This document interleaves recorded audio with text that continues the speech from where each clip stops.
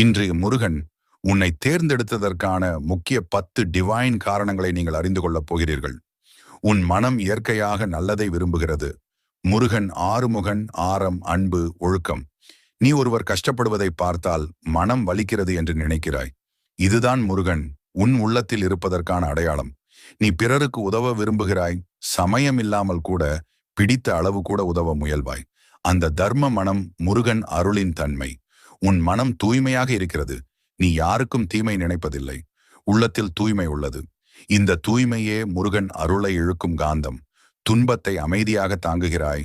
பிரச்சனைகள் வந்தாலும் உள்ளத்தில் நம்பிக்கை விடுவதில்லை. இந்த சமயத்தில் அமைதி முருகன் தரும் தைரியம். திடீரென தைரியம் அதிகரிக்கிறது. சில நேரங்களில் பயப்பட வேண்டிய சூழலில் கூட உள்ளத்தில் ஒரு தைரிய குரல் வரும். அது சரவண பவசக்தி. இது முருகன் உன் உள்ளத்தில் பேசும் தெய்வீக சத்தம். தீய மனிதர்கள்